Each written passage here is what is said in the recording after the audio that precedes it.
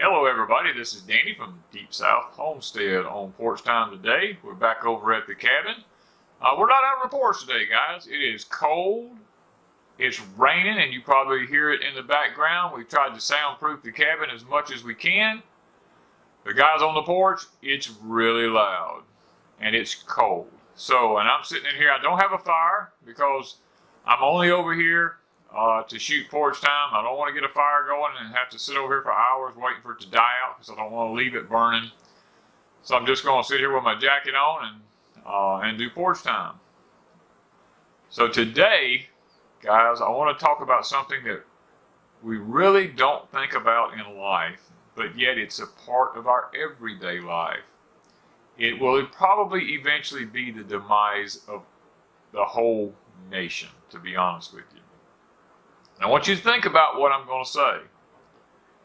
The title today is We Are Being Trained by Noises. Now I want you to stop and think about that for a moment. Let it sink in for a moment. Those of us who raise animals, you stop and think about it. Your animals are trained by noises. Here at Deep South Homestead, we have a particular call. It's like, whoop! We do that. And all my animals know my sound and my call, and they come running. It doesn't matter if it's my dog, if it's my pigs, if it's my cows, whatever, they all come running to that sound.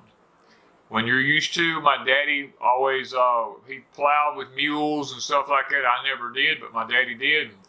He would use, there was G and ha. Those animals would learn sounds. They didn't know what the word meant. They just knew that when they heard it, they were to turn right or they were to turn left. We as people are no different. We are trained by noises. Stop and think about some of the different things in your life. Or just think about as a kid growing up. The different noises that you were trained by. When I was a kid, once garden work was done, and we could go out and play, my mama never worried about where we were at. I mean, sometimes we'd be a half a mile from the house or a mile back in the woods. We just stayed in the woods. We were kids. We played in the woods. Mama just opened the door. She said, look, do not be coming back in and out of this house. I don't want to hear that screen door slamming. When you go outside, you stay outside.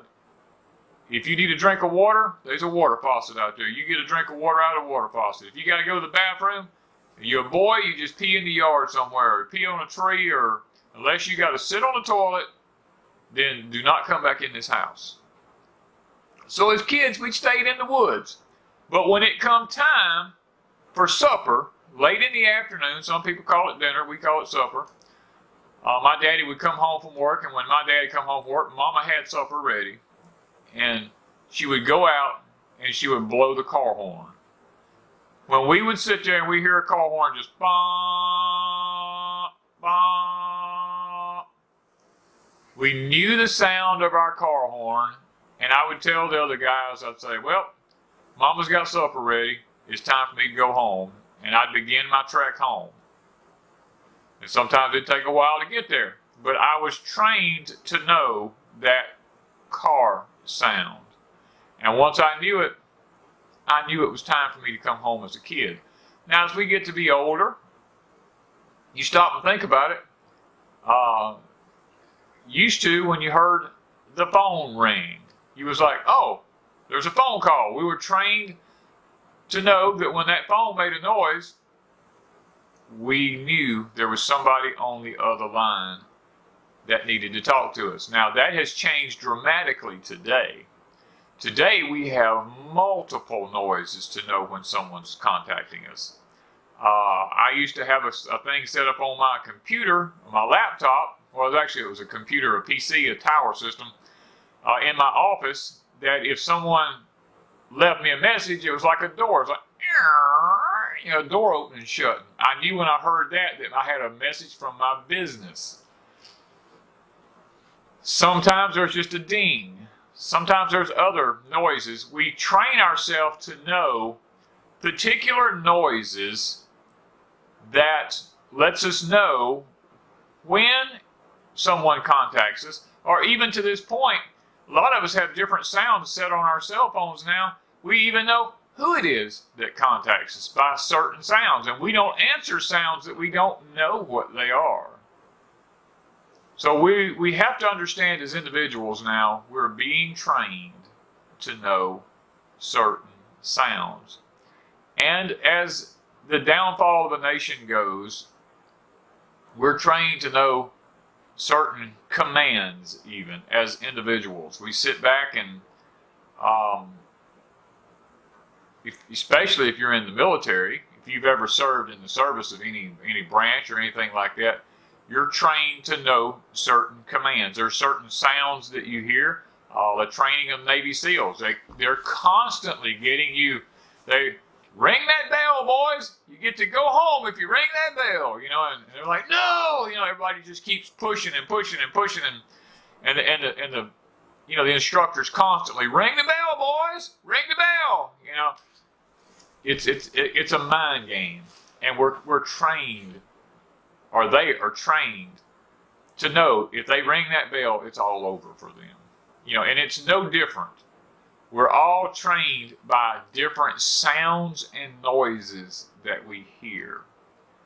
There's some sounds, like some of the boys that served in combat. The F-16s or F-17s used to be called whispering death. By the time you heard them, they were already there and gone. In other words, they were that fast. And you knew by certain sounds whether or not certain things were, or you knew what they were. I know as a young man growing up, I could hear I used to do race cars a lot. When I was coming up, I built race car engines and stuff, and run on tracks, the quarter-mile strips and stuff like that. I could hear a particular engine, and I'd say, no, that's a 327, or that's a 283, or that's a six-cylinder with a split headers on it. You automatically knew when you heard that because your ears were trained to that. And guys, the world we live in today is no different. The modern world we live in, we're all trained to know certain sounds. And it's technology today. Our brains are 100% today focused on technology. You remember how you used to when you had dial-up computer systems and you actually logged online, and it was all that ding, ding, ding, dong, ding, ding, all these noises that took place on there, and we were like, yeah, come on, and we were all excited. We thought that was fast. How we could just access the information highway, and it was so fast at that time. But then we got things like DSL. We can have 1 meg upload speed, and we was like, whoa, man, look at this, And the different noises, now there's no noise. You just click it on, and if it's not there just like that, we're throwing a fit. We're like, man, this thing is so slow. What's taking so long? Guys, our brains are being programmed and being trained to noises. And we don't even realize it on a daily basis. That's why Wanda and I have quit watching TV. We quit watching years ago. It's simply because there's so many subliminal messages in the ads that run, in the TV programs that you watch. There's so many messages in all this stuff that plays a part on our brain that we don't even understand. And I can give you a prime example. Wanda and I here, it's been close to a year ago, was going to town. We were talking about the events of the day that we had planned for that day, and the radio was playing. And within 5 minutes of being on the road, we were automatically talking about some event that happened somewhere in the nation. We were actually planning our day while we were making a trip to town, and then that fast, from having a radio on in the truck and a commercials playing and listening to people talk, we were off on some subject talking about the events of this country, and actually made it all the way to town. And I looked there and I said, what just happened? And she said, what do you mean? I said, we was planning our day so that when we come to town, we knew what we was going to get, what we needed, and we wouldn't waste a lot of time in town. We'd be able to get back home quickly. And now we're sitting here and we hadn't even planned our day out to know what we need to even pick up while we're in town because of this stupid thing we heard on the radio. Our brains are being programmed to noises. They're being programmed to different commands. They're being swiped like a card, if you will. And we don't even realize that it's happening to us. So we need to take time. We need to think about the different aspects of life that we're involved in and how our noise is training us in our life today. When we're driving down the highway, we hear, "Ah," your siren go off. You're like, whoa, there's different sirens for different things. If it's an ambulance, we hear a particular noise. If it's a highway patrolman, we hear a different siren. If it's a fire truck, it's womp, womp, womp, womp. We hear a different noise. And we hear those. We're automatically trained to know what to do. We pull over. We do this. We do that. Stop and think about, what about people who live in war-torn areas? And they like Israel or any of your third world countries over there. When they have those bombing raid sirens go off. It was really big during World War I, World War II. You knew there were incoming bombs and everybody knew to run, get in their bunker houses. People trained by noises. Today in the big cities, we don't have them out here, but in big cities, they have tornado sirens that go off. And some people, maybe in your area where you live is rural, you have tornado sirens go off. You're sitting there and you hear this thing go off. You don't even have to look at a phone. You don't have to look at a TV. You don't have to look at anything. You hear that siren go off, you automatically know danger, and you run. You try to get into it because you know it's a tornado siren. There's a tornado in the area. It's a warning. We as people in a society have it's been bred into us to be trained according to noises. Now, is this a good thing or is it a bad thing? It can be a good thing in a lot of ways because we've learned to live a safer life because of it. A lot of it's when we hear the tornado sirens or people who lived in war-torn areas hear the bombing raid sirens and different things like this. When you hear these things, you know, it helps people to get to safety. Or if you hear a siren coming up behind you and you know it's an ambulance, you can get over, you can pull over so that maybe they can get to the hospital and save a person's life, you know. But there's times that there's probably noises that's just not so good for us. It's difficult to think of a lot of them that's really not good for us at this moment. A lot of them have to do with just technology. There's lots of noises that people literally walking through stores, driving their automobiles, whatever, their phone is constantly making these noises. Their mind is not even on what they're doing. All they can focus on literally is who's sending a text or who's calling. You know, and they just start panicking and they have this like a freaky mode. And this is what's so crazy about this. I used to go to work every day of my life. I didn't have a phone. I never carried a phone with me. I traveled all over this country. I didn't have a phone with me. You know what I mean? And now we hear that phone, ding, ding, ding. We reach in, we grab it. We go, well, let's see who sent a text. Oh, no, I got to answer this right away. You know, it's an urgency. Everything is urgency with us. And guys, life goes on. You don't have to answer a text immediately. You can answer it the next day if you want to. I mean, it's no big deal. You know, I mean, if someone calls, I have a theory. Wanda and I, when someone calls us, I tell you, if we're involved in something, I try to say, just let it ring. It'll show who called. You know, we'll get back to them. If we're not doing anything and the phone rings, then a lot of times we'll answer it. But me personally as an individual, if you call me, don't expect to get me right when you call. Because when I hear the phone go off, I may look at it and see who it is if I'm not real busy. But if I'm really busy doing something, I'll say I'll check it when I get through. I'll check my messages. I'll check my phone calls. I'll see who called. My phone is set up. Only so many people know my number. And if you're one of those that know my number, then your name will show up and I will return the phone call. If a number pops up and it's unsaved, I don't call it back because it's not somebody who knows my number, and I'm not responding to them because they're probably a telemarketer. So I don't worry about all that stuff.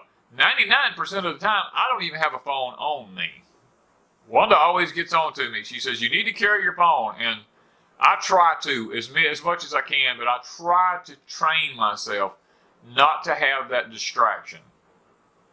Because when I'm working, I like to be focused on what I'm doing. I don't want to be distracted by noises. It's just one of those things. Like our cabin here, this is becoming a studio for us. We're quickly realizing that the off-grid cabin is going to actually become the studio before long. I mean, we're shooting most of our videos over here now.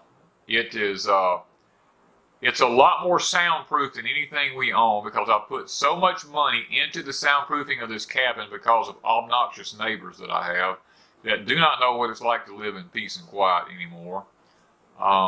They're worldly, and when you have that kind of people around you, Wanda and I have determined we're going to go ahead. We've spent the extra money soundproofing our cabin. Now, the metal roof, yeah, you're going to hear some rain from the metal roof. I did what I could up there. I could have spent more money on it, but I was already spent enough that I said, you know what? I love the sound of rain on a metal roof. That is not a distracting noise to me. That's a peaceful sound to me. It's a sound that helps me to relax because it reminds me of when I was a child. It reminds me of the old days when the rain would pitter-patter on a metal roof on a warm, sunny day. And we could actually sit back and relax, and we could enjoy the summer rains or the springtime rains or the fall rains. Those are times that we enjoy the noises. There are certain sounds that we're trained to ignore. There are certain sounds we're trained to really indulge in. If you're a parent and you hear a particular scream from one of your kids, it's a noise that you've been trained to know there's danger, and you need to get there as fast as possible to see what's wrong with that kid. But you also know that they have a cry that's just a whine, and there's no need even worrying with it because they're just whiny, and that, to me, that's one thing, I guess, with the newer generation that's coming along that really irritates me the most is that every time a kid whimpers, they right at their feet sitting there going, what's wrong, baby, what's wrong? And as an adult, I'm usually looking at a lot of them going like, don't you even know the difference between their cries?